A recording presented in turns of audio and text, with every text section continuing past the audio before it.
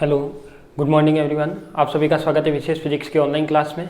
तो इससे जो पीछे वाली क्लास थी उसमें हमने क्या डिस्कस किया था, simple cubic structure, body centred cubic structure और फेस सेंटर्ड क्यूबिक स्ट्रक्चर। उसके बारे में जो अपन ने रेसिप्रोकल लेटिस यानी प्रतिलोमी जालक अपन ने निकाल लिए थे और मैंने तीनों को कंपेयर करके भी बताया था कि कैसे वो एक दूसरे से संबंध रखते हैं, कैसे उनके डायरेक्शन से जो संबंध होता है वो कैसे होता है।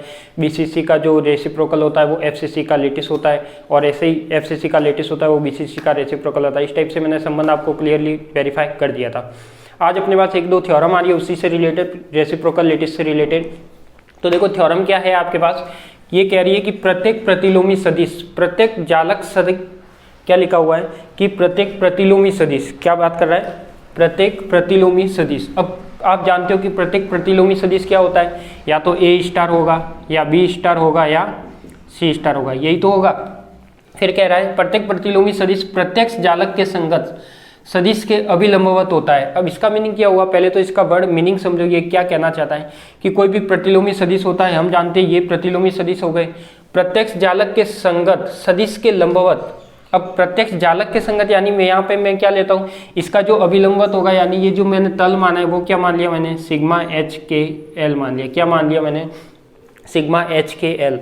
तो इस टाइप से वो कह रहा है कि आपके पास जब इसका मैं क्या करूँ, ए बी का सिग्मा एच के एल से मल्टीप्लाई, यानी क्या कह रहा है ये लंबवत, लंबवत के लिए मैं क्या निकालता हूँ, डॉट प्रोडक्ट। डॉट प्रोडक्ट कितना आना चाहिए, यदि आपका जीरो आ जाता है तब तो वो क्या होगा, लंबवत होगा, और यदि जीरो नहीं आता है तो लंबवत नहीं होता। ठीक है, तो ये चीज़ अपन को क्या करनी है, प्रूफ करनी है, A B dot sigma H K L. तो अपन क्या करेंगे, इसको एक से ही करेंगे, यानी A B dot sigma H K L से प्रूफ करना है। तो देखो मैंने इसके लिए कुछ आपको समझने के लिए एक डायग्राम बनाया है। डायग्राम में क्या है, देखो ये डायग्राम मैं पहले भी बना चुका हूँ। क्या लिया मैंने, एक्स वाई जेड तीन एक्सिस लिए हैं। यहाँ पे क्या मान लिया, एक प्लेन मान लिया ए बी, दूसरा मान लिया बी सी, और मतलब एक ट्राइंगल माना है ए बी सी पॉइंट पर क्या करता है, उसको अंतखंड यानी प्रतिच्छेद करता है एक्सिस पे।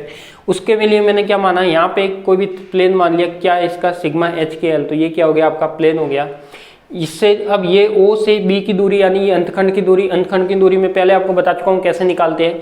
तो ये क्या निकाल दिए, बी बाय के, ये हो जाएगी ए बाय एच और ये हो जाएगी सी बाय एल। आप जानते हो मिलर सूचकांक की सहायता से अपन ये वाली दूरी निकालते हैं, जैसे मैंने अनुपात करके बताया था उसी टाइप में। फिर आपके पास क्या हो गया, देखो अब ये वाला डायग्राम आपको समझ में आ गया होगा। इसी को मैंने वेरीफाई करने के लिए, क्योंकि अपन को क्या निकालना है, A B dot sigma H K L. तो सबसे पहले तो अपन को ए बी चाहिए होगा, तो ए बी बताने के लिए मैंने ये वाला एक ट्राइंगल बना दिया। देखो ए बी बताने के लिए कौन सा ट्राइंगल काम में लोगे आप, ये वाला ट्राइंगल काम में लोगे। कौन सा काम में लोगे, ये वाला, यानी ये क्या है, ए ओ बी। अब इसकी डायरेक्शन देखो कैसे है, इसकी डायरेक्शन ऐसे, इसकी डायरेक्शन ऐसे, और तो यहाँ पे इसकी डायरेक्शन ऐसे मान लेते हैं। अब देखो इसमें कैसे होगा, अपन क्या मानते हैं, आप सदिश का त्रिभुज नियम जानते हो, यानी वेक्टर लॉ कैसे लगता है आप जानते हो डायरेक्शन के अकॉर्डिंग। यदि मैं यहाँ से चल रहा हूँ तो ए बाय प्लस कैसा आएगा, प्लस में आएगा। तो ये मान लिया कि ए बाय एच कैसा आएगा, प्लस में आएगा। ठीक है, अब यहाँ पे ये अपन को निकालना है, तो इसको देखो मैं डायरेक्शन के साथ ही चल रहा हूँ, तो ये क्या आ जाएगा, माइनस का ए बी आ जाएगा। ठीक है, अब ये मैं जब इसके ऑपोजिट आऊंगा तो ऑपोजिट आऊंगा तो सामने से डायरेक्शन आ रही है, इसका मतलब ये क्या हो जाएगा, माइनस। तो ये क्या हो जाएगा, माइनस का बी बाय के। यानी एक बार इसको समझना, इस डायग्राम को मैं यहाँ पे समझा रहा हूँ।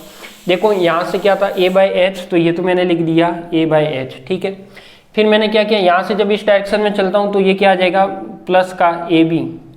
बताओ प्लस का ए बी आएगा, बिल्कुल प्लस का आएगा। क्यों, यहाँ पे के डायरेक्शन में चल रहे अपन, यहाँ से ए से बी के डायरेक्शन में चल रहे, और ये क्या आएगा, माइनस का बी बाय के। ये क्या आएगा आपका, माइनस का बी बाय के। तो मैं लिख सकता हूँ जो ए बी निकालना है, तो ए बी किसके इक्वल आ जाएगा, बी बाय के माइनस का ए बाय एच। किसके इक्वल आ जाएगा, बी बाय के माइनस का ए बाय एच। जब अपने पास ए बी आ जाएगा तो अपन क्या करेंगे, सिग्मा एच के एल से क्या करेंगे, मल्टीप्लाई। और सिग्मा एच के एल की वैल्यू क्या होगी, सिग्मा एच के एल की वैल्यू आप जानते हो क्या होगी, H A star plus K B star plus L C star. ठीक है, इस टाइप से ये वैल्यू होगी जो उसका एक सदिश कहलाएगा। जो ये सदिश है इसकी क्या होगी, ये वैल्यू होगी। ठीक है, तो इसको क्या करूंगा मैं, ए बी से मल्टीप्लाई करूंगा। यदि जीरो आ जाता है अपना मतलब थ्योरम प्रूफ हो जाएगी। तो अपन को सबसे पहले ए बी चाहिए, इसी प्रकार ए बी निकालने के लिए, अब ए बी तो अपन ने निकाल लिया, यदि आपको ये भी निकालना पड़ेगा बी सी। तो देखो जो ये वाला ट्राइंगल बनाया है, ये देखो इसकी डायरेक्शन ऐसे, इसकी यदि मैं यहाँ से चलता हूँ और इसकी डायरेक्शन कैसे है आपके पास, ऐसे है। ठीक है, यदि मैं यहाँ से चलता हूँ ओ जे ओ सी और बी से, तो देखो ये क्या हो जाएगा, यदि मैं इसकी बात करूँ तो ये हो जाएगा सी बाय एल प्लस में, ये यहाँ से यदि मैं सामने से जा रहा हूँ, डायरेक्शन सामने से आ रही है मतलब टकराएगी अपने से, तो माइनस का सी बी, और इधर से ये आएगा तो ये माइनस का क्या हो जाएगा, बी बाय के। अब इसको भी मैं लिखना चाहूँ तो क्या कर सकता हूँ, सी को उधर भेजूँ तो ये क्या हो जाएगा C/L माइनस B/K, तो ये क्या आ जाएगा आपका CV आ जाएगा। इसी तरह से जो थर्ड ट्राइंगल है, थर्ड ट्राइंगल AOC, इसमें देखो इसकी जो डायरेक्शन होती है वो ये, तो इसमें मैं बात करता हूँ यदि मैं यहाँ से चलता हूँ या यहाँ से चलूँ, कहीं से भी चल लो, यदि C/L यहाँ से चल लिया, ये क्या हो जाएगा प्लस का AC, और ये क्या हो जाएगा जब सामने से आ रहा है तो माइनस का AH, तो AC इज इक्वल टू क्या आएगा A/H और माइनस का क्या आ जाएगा C/L। तो इस टाइप से इसकी क्या आ जाएगी वैल्यू आ जाएगी। तो ये तीनों टर्म की वैल्यू आप इस तरीके से निकाल सकते हो। अब इसमें अपन को प्रूफ करना है, तो प्रूफ करने के लिए सबसे पहले AB, एक तो ये वाला देखो इस वाले ट्राइंगल है, जो ये वाला ट्राइंगल है AOB, इससे ये वाला पता होना चाहिए AB, जो ये वाला ट्राइंगल है OBC, इससे क्या होना चाहिए BC पता होना चाहिए, और इससे क्या होना चाहिए आपको AC पता होना चाहिए। जब ये तीनों पता है तो आप इसको प्रूव कर सकते हो प्रत्येक जालक के संगत सदिश के लंबवत कैसे होता है। ठीक है, तो पहले तो इसके बारे में ये डायग्राम बना दीजिए आप जो मैंने बनाए हैं, और जो नीचे मैंने 3 ट्राइंगल बनाए वो भी आप अलग से बना देना, वो समझने के लिए ठीक रहेगा। तो सबसे पहले तो डायग्राम बनाइए और उसके बारे में लिखिए कुछ, मैं 2-4 लाइन लिखवा देता हूँ आपको।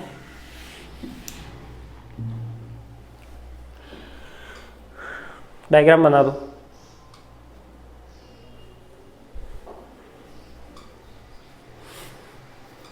देखो कंसेप्ट कुछ रटना नहीं है आपको फिजिक्स में, केवल समझना है। रटने की कोशिश बिल्कुल मत करना। थ्योरम का कोई भी थ्योरम आती है उसका पहले मैथमेटिकल एक्सप्रेशन स्टेटमेंट से मैथमेटिकल फंक्शन बनाओ, फिर मैथमेटिकल बनाने के बाद आपको स्वयं प्रूफ करना आ जाएगा। चले आगे।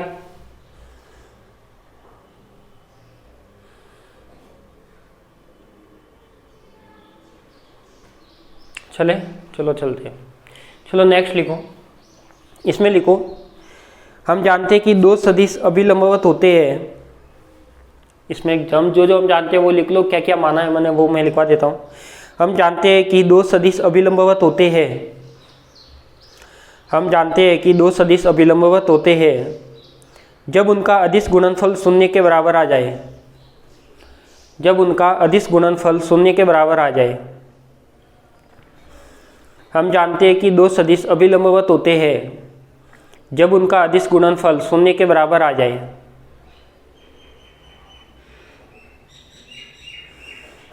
जब उनका अदिश गुणनफल 0 के बराबर आ जाए। नीचे लिखना, माना HKL मिलर सूचकांक वाला, माना HKL मिलर सूचकांक वाला समतल ABC अक्ष, माना HKL मिलर सूचकांक वाला समतल ABC, समतल ABC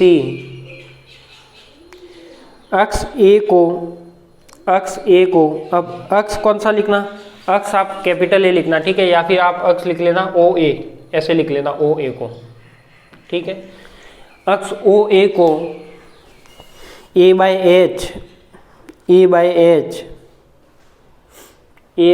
H कॉमा करके लिखना। अक्ष OB को, अक्ष OB को, अक्ष OB को B बाय K, अक्ष OB को B बाय K तथा अक्ष C को OC को, तथा अक्ष OC को C बाय L भाग से अंतखंड काटता है। C बाय L भाग से अंतखंड काटता है।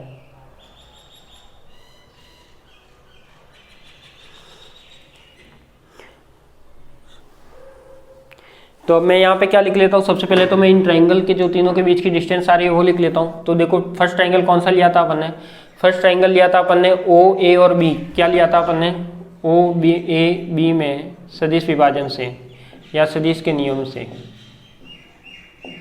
यानी ये कौन सा अपन लोग काम में ले रहे हैं, डायरेक्शन ऑफ वेक्टर वाला लोग काम में ले रहे हैं। तो देखो यहाँ से मैं यदि O से की साइड चलूंगा तो ये क्या आ जाएगा आपका, यानी जो AB आएगा इसको मैं डायरेक्ट लिख सकता हूँ क्या, AB क्या आएगा आपके पास, देखो AB लाना है अपन लोग तो क्या चलेंगे अपन A बाय H, यानी ये देखो मैंने यहाँ पे ट्राइंगल का निकाल भी रखा है, ये रहा OAB का, तो ये क्या आ जाएगा आपका B बाय K माइनस का A बाय H, क्या आएगा B बाय K और A बाय H। ऐसे में ट्राइंगल दूसरी की बात करता हूँ OBC में,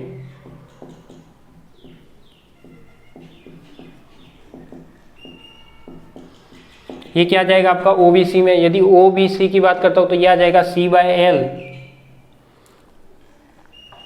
BC, C/L और माइनस का B/K। ठीक है, ये मैं कैसे आया ये मैं आपको पहले समझा चुका हूँ। त्रिभुज नेक्स्ट ट्रायंगल की बात कर रहे हैं AOC में,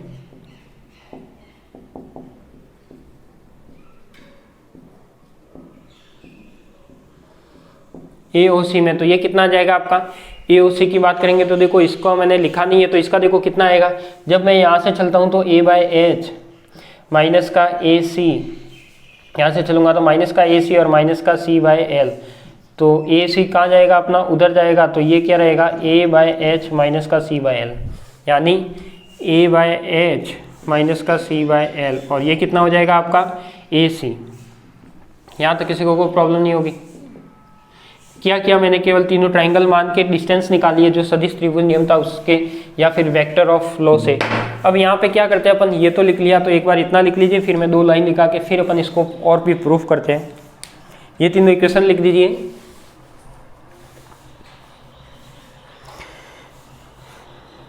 फिर इसमें लिखिए, ये सब वेक्टर की फॉर्म में ही है क्योंकि डायरेक्शन बता रहा है, इसका मतलब ये वेक्टर है। ठीक है, ध्यान देना। लिखिए इसमें, यदि AB, BC, CA, यदि AB, BC, CA सदिशों से बने प्रत्यक्ष जालक समतल, यदि AB, BC, CA सदिशों से बने प्रत्यक्ष जालक समतल, यदि AB, BC, CA सदिशों से बने प्रत्यक्ष जालक समतल ABC के लंबवत प्रतिलोमी जालक सदिश, ABC के लंबवत प्रतिलोमी जालक सदिश सिग्मा HKL हो तो, सिग्मा HKL हो तो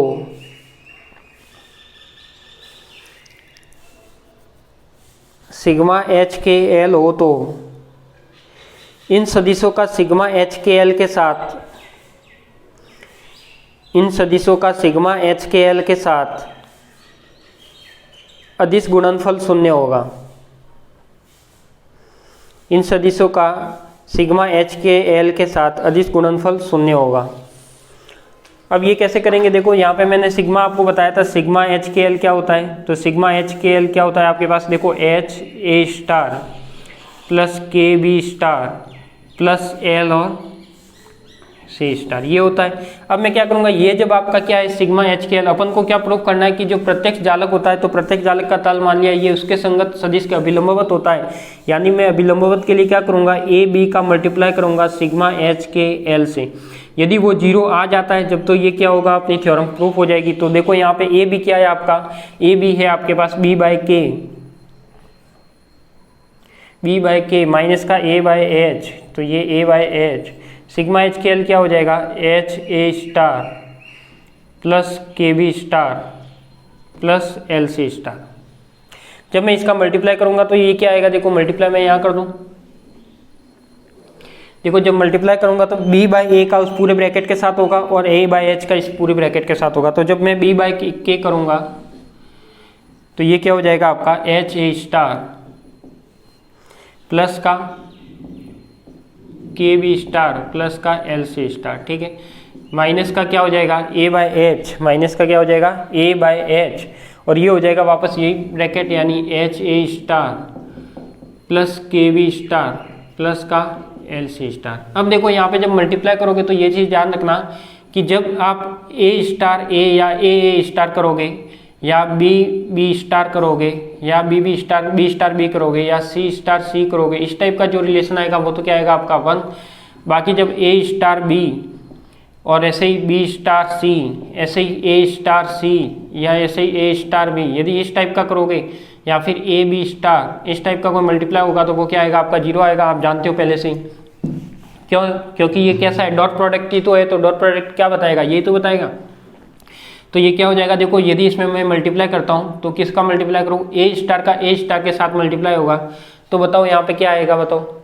यदि मैं इसका मल्टीप्लाई करता हूँ, देखो A स्टार B का A स्टार के साथ 0, B का B स्टार के साथ आएगा, तो देखो इसका मल्टीप्लाई इसके साथ किया तो ये क्या हो गया 0, या फिर मल्टीप्लाई करके लिखना है क्या, मल्टीप्लाई करने की वैसे ज़रूरत नहीं है, इतना साफ तो कर दो।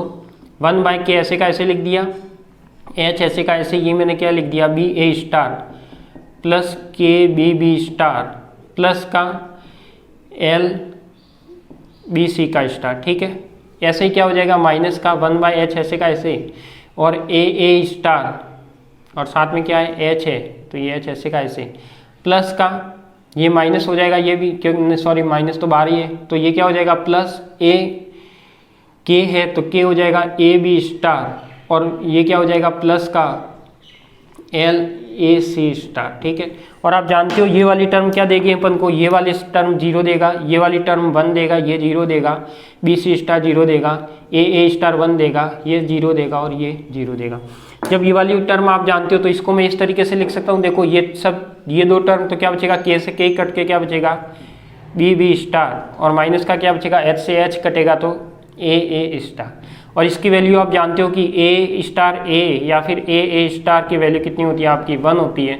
जब 1 - 1 होगा तो क्या होगा आपका 0 होगा। तो ये क्या हो गया आपका प्रूफ हो गया, यानी A B dot sigma H K L कितना आया 0 आया। इसी प्रकार मैं दूसरे भी कर सकता हूँ, तो बाकी आपको करने हैं इसी प्रकार के आ जाएगा आपके पास बी सी वेक्टर, वो भी क्या आ जाएगा आपके पास बी सी करोगे तो सॉरी इसी प्रकार मैं दूसरे करूँगा तो बी सी और सिग्मा एच के एल कितना आ जाएगा इज इक्वल टू 0 आ जाएगा, ठीक है। और ऐसे ही प्रकार मैं क्या करूँगा ए सी वेक्टर और सिग्मा एच के एल ये भी कितना आ जाएगा आपका 0 आ जाएगा। और ये जब 0 आ गया इसका मतलब वो लंबवत होता है, यहाँ से प्रूफ हो गया। तो अब इसको आप नोट कर लीजिए, ये आपकी थ्योरम क्या हो गई कंप्लीट हो गई। लिख दीजिए इसे।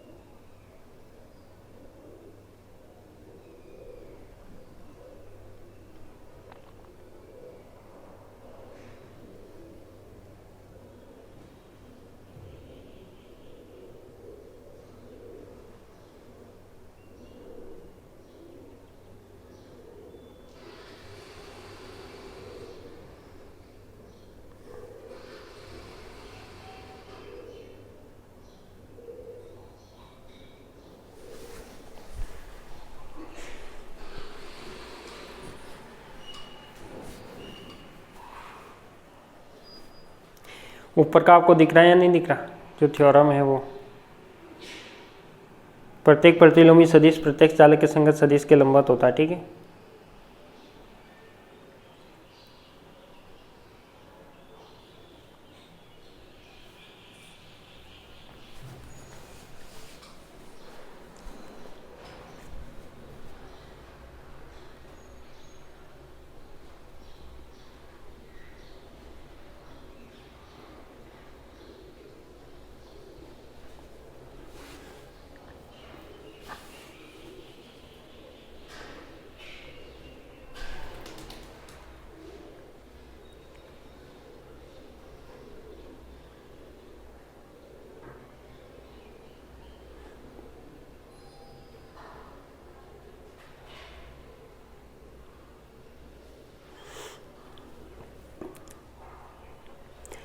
लास्ट में लिख लेना, स्पष्ट है कि लास्ट में लिखो, स्पष्ट है कि प्रत्येक प्रतिलोमी जालक, स्पष्ट है कि प्रत्येक प्रतिलोमी जालक सदिश क्रिस्टल के प्रत्यक्ष जालक समतल के, स्पष्ट है कि प्रत्येक प्रतिलोमी जालक सदिश क्रिस्टल के प्रत्यक्ष जालक समतल के अभिलंबवत होता है। स्पष्ट है कि प्रत्येक प्रतिलोमी जालक सदिश क्रिस्टल के प्रत्यक्ष जालक समतल के अभिलंबवत होता है।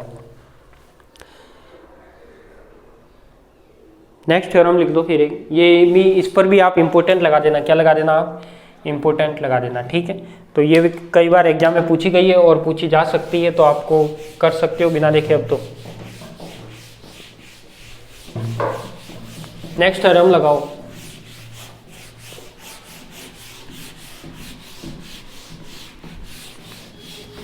उसमें लिखो, नेक्स्ट थ्योरम में लिखो, थ्योरम लिखो, प्रतिलोमी जालक सदिशों का परिमाण, प्रतिलोमी जालक सदिशों का परिमाण, प्रतिलोमी जालक सदिशों का परिमाण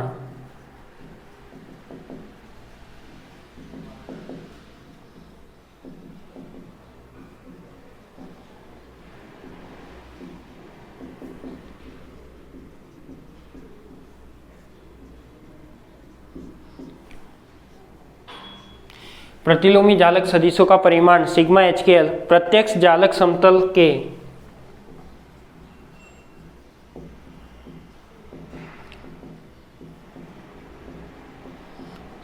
के मध्य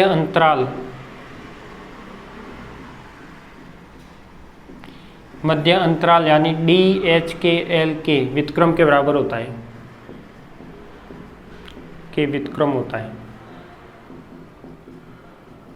ये भी नेक्स्ट इंपॉर्टेंट थ्योरम मानी जाती है, तो ये भी रेसिप्रोकलिटी से रिलेटेड एग्जाम में पूछी जा सकती है। क्या कह रहा है कि प्रतिलोमी जालक सदिशों का परिमाण, अब आप जानते हो कि कोई भी क्रिस्टल होता है या उसका जो प्रतिलोमी जालक सदिश मान लिया, वो क्या मान लिया मैंने, सिग्मा एच के एल, ठीक है। तो यहाँ पे मैं मान लेता हूँ, देखो सिग्मा एच के एल ये मोड रूप में मान रहा है, यानी सिग्मा एच के एल का यदि मैं मोड निकालूंगा तो बताओ ये क्या आएगा, इसकी डायरेक्शन क्या आएगी। यदि मैं डायरेक्शन की बात करूंगा तो ये क्या आएगी आपकी एन कैप, या फिर इसके क्या आएगी आपके पास sigma H K L mode, और यह क्या आ जाएगा आपके पास एन कैप, ठीक है। अब इसके पहले आप कुछ 2 लाइन लिख लो, जो डायरेक्शन के बेस में मैं लिखवा देता हूँ कि ये डायरेक्शन किसकी मानी है अपन ने। लिखो इसमें, माना कि एन कैप प्रत्यक्ष जालक समतल के, माना कि एन कैप प्रत्यक्ष जालक समतल के अभिलंबवत तथा, माना कि एन कैप प्रत्यक्ष जालक समतल के अभिलंबवत तथा प्रतिलोमी जालक सिग्मा एच के एल के, प्रतिलोमी जालक सिग्मा एच के एल के समांतर सदिश एकांक सदिश हो तो, समांतर सदिश एकांक सदिश हो तो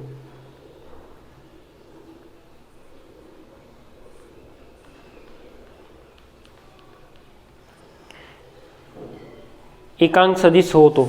अब देखो जो मैंने यहाँ सिग्मा वेक्टर लिखा है, तो ये क्या है आपका सिग्मा वेक्टर किसके इक्वल होगा, सिग्मा एच के एल, और इसकी डायरेक्शन क्या मान ली मैंने, एकांक सदिश यानी एन कैप। अब मैं क्या करता हूँ, ये आप जानती हो ये क्या होता है, एच ए स्टार प्लस का के बी स्टार प्लस का एल सी स्टार, यही होता है, इज इक्वल टू क्या आ जाएगा sigma H K L mode और एन कैप। अपन को एन कैप की वैल्यू निकालनी है एक बार के लिए, तो मैं इसको ऐसे लिख सकता हूँ K B star plus L C star upon में ये आ जाएगा सिग्मा एच के एल, ऐसे लिख सकता हूँ, ठीक है। अब जब ये हो गया, आप यानी ये क्या इसका मोड है, अब ये हो गया। अब ये क्या कह रहा है कि प्रत्यक्ष जालक समतल के मध्य अंतराल, अब यानी वो बात कर रहा है किसकी, डी एच के एल की, यानी मैं यहाँ बात कर लेता हूँ प्रत्यक्ष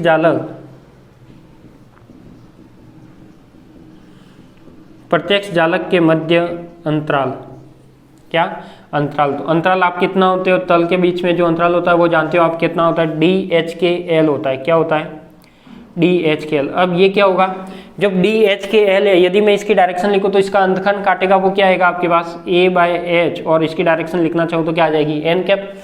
ये क्या है डी एच के एल, कोई भी एक के लिए मैं प्रूव कर रहा हूँ तो डी एच के एल है वो, यदि ए बाय एच अंतखंड किसकी दूरी क्या थी आपके पास ए बाय एच इसके लिए, तो ये क्या आ जाएगा आपका एन कैप। यदि मैं यहाँ पे एन कैप की वैल्यू रखता हूँ तो देखो D H K L is equal to ये क्या आ जाएगा ए बाय एच, तो ऐसे का ऐसे, और ये क्या रह जाएगा आपके पास H A star plus K B star plus का एल सी स्टार अपॉन में क्या रह जाएगा सिग्मा एच के एल, ये वाला हो जाएगा। अब मैं यदि इसका मल्टीप्लाई कर रहा है, ये क्या हो रहा है डॉट प्रोडक्ट हो रहा है, देखो यदि मैं 1/h ऐसे का ऐसे रखूँ तो ये क्या हो जाएगा ए star plus K A B star plus L A C star, ठीक है यही होगा, और अपॉन में क्या आएगा आपका सिग्मा एच के एल। अब ये वाली देखो वैल्यू क्या होगी आपके पास, ये 1 हो जाएगा, ये 0 हो जाएगा, ये 0 हो जाएगा, ठीक है। तो आपके पास देखो h से h कैंसिल आउट होगा तो क्या बचेगा 1 अपॉन में सिग्मा एच के एल। क्या अपन को यही पूछा था, क्या अपन को यही पूछा था, यही पूछा था। क्या पूछा था कि प्रतिलोमी जालक सदिशों का परिमाण, तो प्रतिलोमी जालक सदिशों का परिमाण हो गया सिग्मा एच के एल, प्रत्यक्ष जालक समतल के मध्य अंतराल, तो प्रत्यक्ष जालक का समतल क्या होगा, मध्य अंतराल होगा डी एच के एल के, व्युत्क्रम होता है तो ये इधर आएगा ये इधर आएगा, तो ये एक देश रेखा कैसा है, व्युत्क्रम है। तो इसको आप लिख दीजिए, ये भी प्रूफ हो गई।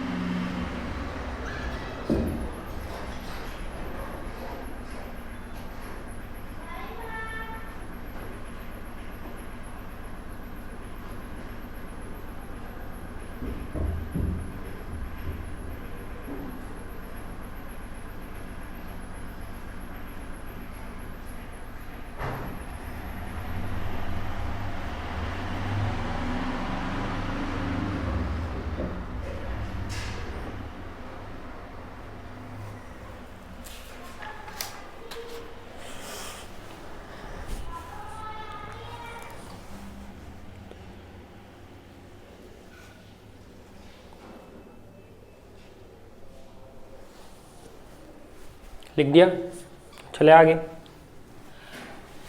तो ये आपका रेसिप्रोकलिटीज यहाँ पे पूरा हो जाता है।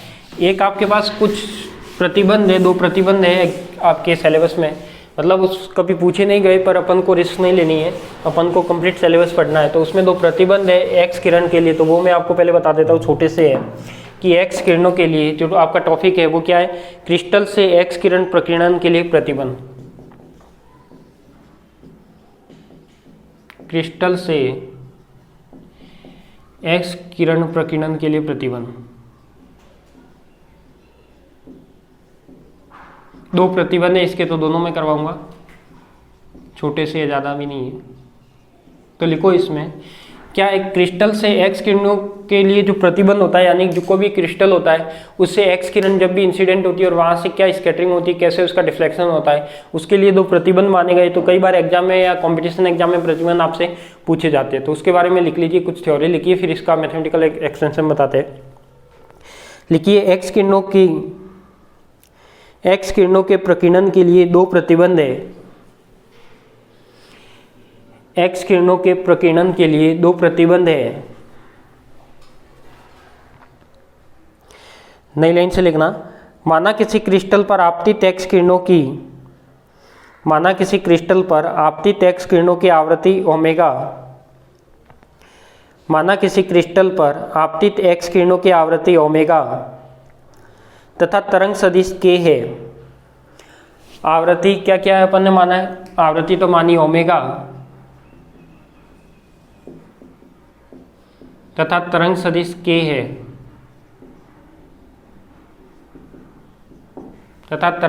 के है, क्रिस्टल द्वारा प्रकीर्णित एक्स किरणों की आवृत्ति ओमेगा डैश, क्रिस्टल द्वारा प्रकीर्णित एक्स किरणों की आवृत्ति ओमेगा डैश तथा तरंग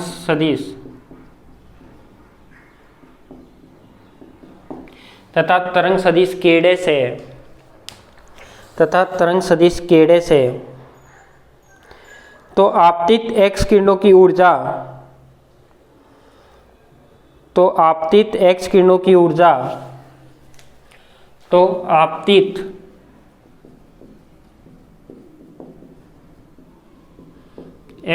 की ऊर्जा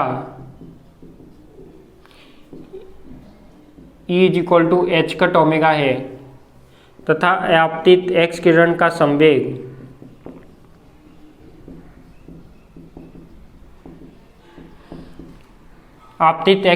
संवेग वो क्या होता है, P equal to H cut K है। तो ये लिख लो कि आपतित एक्स किरण की ऊर्जा E is equal to H cut omega, और आपतित एक्स किरण का संवेग एच कट के है, तथा प्रकीर्णित एक्स किरण की ऊर्जा, तथा ये सब आपको लाइन से लिखना हो थ्योरी में तो लाइन से, नहीं तो ऐसे लिख लेना, प्रकीर्णित एक्स किरण की ऊर्जा E dash is equal to आएगा एच कट ओमेगा डैश। ऐसे ही क्या आएगा सेम, प्रकीर्णित एक्स किरण का संवेग वो आएगा आपके पास P dash is equal to H cut K dash. तो ये 4 चीजें मानिए। देखो यहाँ पे जब कोई क्रिस्टल पर एक्सरे किरण इंसिडेंट होती है तो सबसे पहले जो इंसिडेंट हो रही है उसके बारे में 2 टर्म मानिए। एक तो उसकी आवृत्ति ओमेगा, उसका तरंग सदिश के, तो उसकी मैंने एनर्जी लिखूंगा तो क्या लिखूंगा, ई इज इक्वल टू, देखो सॉलिड में एनर्जी किस फॉर्म में लिखती हो, इस फॉर्म में लिखते हो, E is equal to H cut omega. आपतित एक्स किरण का जो संवेग होता है P is equal to H cut K, तो ये तो मैंने लिखा दोनों आपतित इंसिडेंट होने वाली किरण के लिए एनर्जी और मोमेंटम। ये क्या लिखा मैंने, जो स्कैटरेड होनी है यानी टकराने के बाद वो जो रिफ्लेक्ट डालेगी यानी जो उसकी एनर्जी होगी, जो उसका मोमेंटम होगा वो लिखा है, ठीक है। इसके आगे लिखिए, इसके आगे लिखो प्रथम प्रतिबंध, इसके आगे लिखो प्रथम प्रतिबंध। ये तो अपन ने क्या दोनों के लिए मान लिया, लिखो प्रथम प्रतिबंध। इसमें लिखो क्रिस्टल से प्रकीर्णन प्रत्यास्थ होता है, क्रिस्टल से प्रकीर्णन प्रत्यास्थ होता है, क्रिस्टल से प्रकीर्णन प्रत्यास्थ होता है, इसलिए ऊर्जा के संरक्षण नियम से, इसलिए ऊर्जा के संरक्षण नियम से आप जानते हो कि जब कोई भी प्रत्यास्थ होता है इसका मतलब ऊर्जा संरक्षण नियम लागू होगा, तो E इज इक्वल टू क्या होगा आपके पास, ई डैश होगा, और ई और ई डैश दोनों आपको पता है, तो H cut omega is equal to H cut omega dash, तो एच कट से एच कट कटेगा तो ये क्या आ जाएगा आपका ओमेगा। इसी तरह मैं यदि संवेग की बात करूँ तो संवेग को यदि कंजर्व कराऊँ तो ये क्या होगा, पी इज इक्वल टू क्या होगा, पी डैश होगा, तो इसकी वैल्यू क्या आएगी आपके पास, H cut K is equal to H cut K dash, ये से ये कटेगा तो ये क्या आ जाएगा आपका के डैश। तो एक प्रतिबंध तो ये होगा, यानी जो आपतित होने वाली एक्स किरण की जो आवृत्ति है और जो प्रकीर्णित होने वाली एक्स किरण की आवृत्ति समान होनी चाहिए, ऐसे उसका तरंग सदिश भी क्या होना चाहिए, समान होना चाहिए। ये तो आपका क्या है प्रथम प्रतिबंध है, तो इसको लिख दीजिए।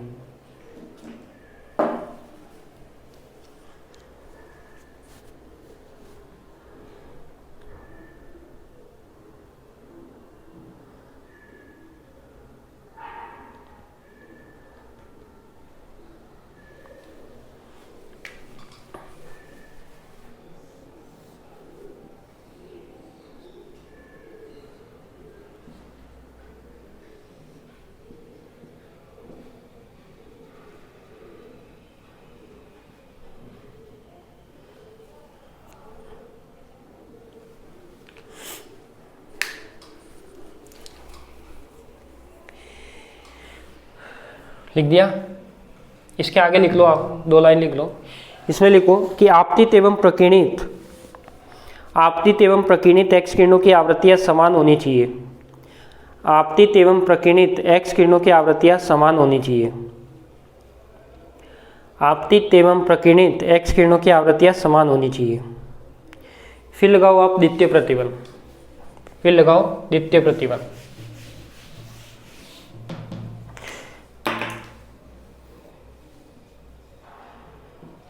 सेकंड प्रतिबंध, सेकंड प्रतिबंध क्या उसके बात करते हैं। सेकंड प्रतिबंध ये कह रहा है, क्या कह रहा है, देखो आपके पास कोई भी क्रिस्टल है, मान लिया कि क्या है आपके पास कोई भी क्रिस्टल है, कोई भी क्रिस्टल पर एक्सरे इंसिडेंट होती है तो एक्सरे किरण इस पर आपतित होती है, तो इसका क्या मान लिया मैंने, तरंग सदिश मान लिया के। ये क्या हो रही है, इंसिडेंट हो रही है। अब तरंग सदिश इंसिडेंट हो रही है तो उसका तरंग सदिश के, यदि इंसिडेंट होने के बाद ये क्या होती है, स्कैटरेड होती है, यानी क्रिस्टल में कुछ परिवर्तन करेगी, तो ये क्या करता है, क्रिस्टल को थोड़ा सा डिफ्लेक्ट करता है, यानी क्रिस्टल को थोड़ा सा पीछे धकेलता है एक्स किरणों की वजह से। तो उसका जो क्रिस्टल का जो क्या होगा, स्कैटरिंग होगी। तो स्कैटरिंग के लिए मान लिया कि जो टकराने के बाद ये एक्स किरण जो जाएगी यहाँ से, उसका तरंग सदिश तो क्या हो जाएगा आपका के डैश, और कुछ पार्टिकल कुछ है वो क्रिस्टल को डिफ्लेक्ट करेगा, यानी क्रिस्टल को पीछे की ओर धकेलेगा। तो इसके के लिए मान लिया क्या है, ये एच कट जी मान लिया। तो इसमें लिखिए आप, इसी से रिलेटेड आपका जो द्वितीय प्रतिबंध है वो है, और ये कई बार कॉम्पिटिशन एग्जाम में पूछा गया है। लिखिए जब एच कट के संवेग के जब एच कट के संवेग के एक्स किरणें, जब एच कट के, आप इसको के न लिखो तो ऐसे लिखना, एच कट के ये वाला लिखना, एच कट के, ठीक है, ये भी एच कट के आएगा, लिखो इसमें, जब एच कट के संवेग के एक्स किरणें क्रिस्टल पर आपतित होती है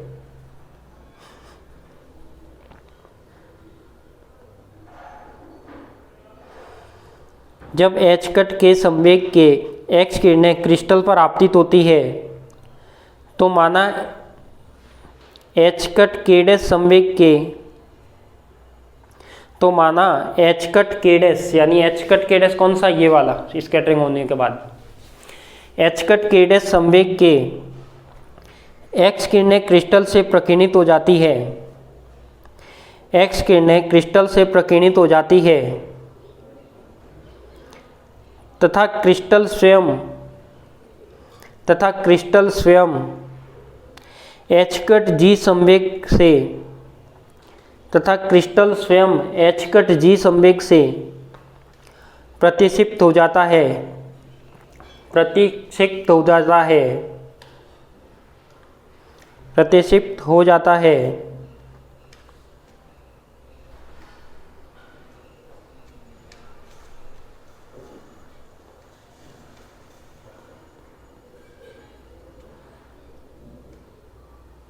प्रतिक्षिप्त हो जाता है।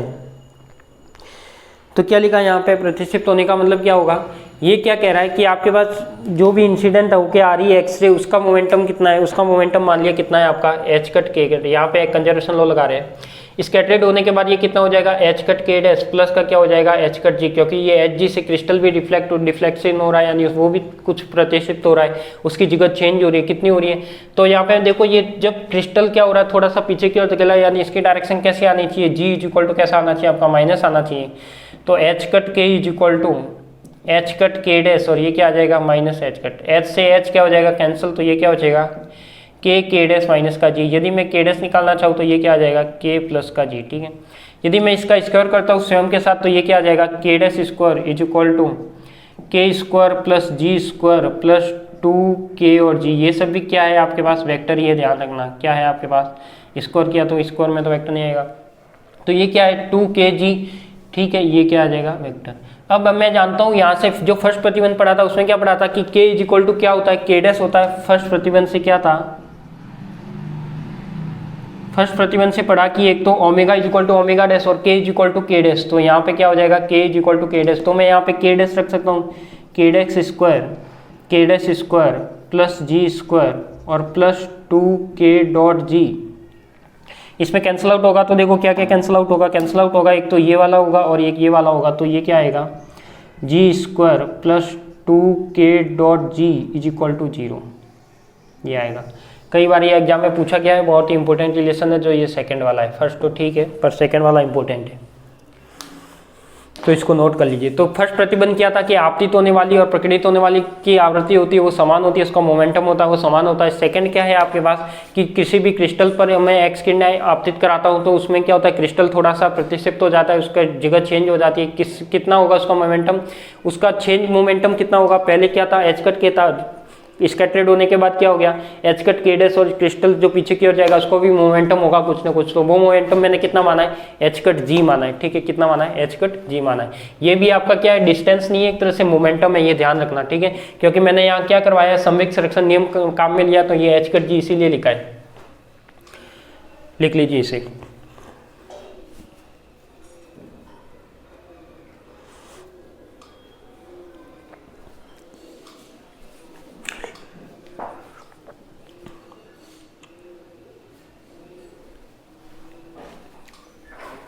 तो इसी के साथ अपनी ये यूनिट नंबर फर्स्ट जो काफ़ी दिनों तक चली है, लगभग 15 दिन हो गए इसको चलाते हुए, तो ये यूनिट फर्स्ट थी आपकी जो सबसे ज़्यादा लेंथी यूनिट थी। अब इसके बाद जो आगे की यूनिट आएगी वो फिक्स डेरिवेशन है, छोटी छोटी यूनिटें हैं, ज़्यादा लेंथी भी नहीं है, मतलब फर्स्ट यूनिट के जितना नहीं है। हर बुक की जो फर्स्ट यूनिट होती है वो तो लेंथी जरूर होती है, क्योंकि उसमें क्या रहते हैं, कुछ न कुछ कंसेप्ट रहते हैं, कुछ न्यूमेरिकल रहते हैं, कुछ डेरिवेशन रहते हैं, सब कुछ मिक्सअप रहता है। अब आपके पास जो नेक्स्ट आएगी तो नेक्स्ट यूनिट हम यूनिट सेकेंड स्टार्ट करेंगे, जिसको ठोसों में बैंड सिद्धांत के आधार पर बैंड सिद्धांत पर काम करती है, वो क्या होता है उसमें वो हम पढ़ेंगे इससे आगे वाली क्लास में। तो कल मिलते हैं अपन नई यूनिट के साथ, नए टॉपिक के साथ। आप सभी को धन्यवाद।